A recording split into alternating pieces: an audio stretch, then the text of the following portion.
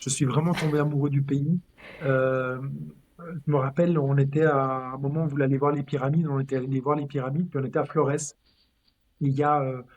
C'était un jour où il faisait pas beau, j'étais avec une ancienne copine, et c'était 2001, sauf erreur. Et donc là, on demande à la personne de l'hostel, qu'est-ce qu'on peut faire aujourd'hui? Puis il nous a dit, bah, venez, suivez-nous. Donc il nous a pris, enfin, il a appelé un gars qui nous a amené jusqu'à une pirogue. On nous a monté sur une pirogue à deux, à travers une petite rivière, un petit fleuve. On arrive au bout, dans un endroit, on est dans la jungle. Le gars il nous donne une boîte de conserve avec des pives à l'intérieur, il nous l'allume. Il dit, bah, vous revenez ici dans 3 heures, quoi. Puis nous, naïvement, bah, on est parti dans la jungle sans savoir ce qu'on était en train de faire.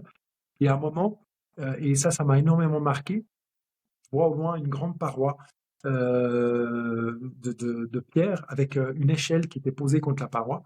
Et on se regarde les deux. On avait passé des endroits où il y avait des cris des singes et tout. C'était vraiment très intense comme expérience.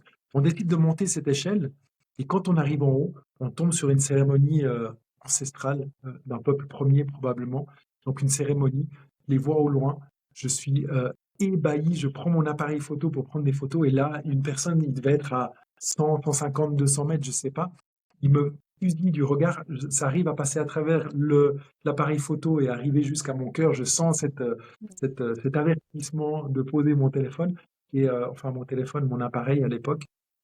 Et, euh, et donc je me rends compte que c'est mon premier contact euh, dans cette vie, en tout cas avec les communautés. Ça m'a fasciné. Ça m'a fasciné et ça m'a amené 13 ans plus tard. En Suisse, on dit les Suisses sont lents.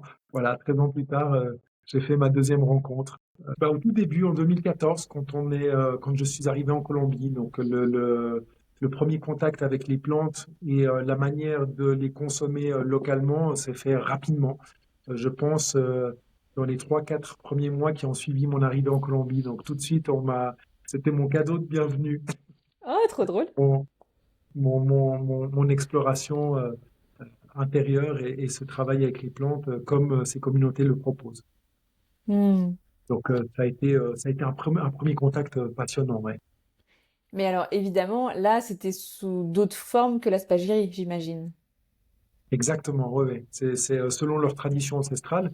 Et donc, effectivement, on a fait cette réflexion de voir la puissance de ces plantes médicinales, le pouvoir curatif, le pouvoir en termes de santé mentale, notamment santé mentale, émotionnelle, physique et spirituelle, on s'est dit, comment est-ce qu'on peut faire pour les rendre accessibles à tout le monde, du nouveau-né à la personne en fin de vie?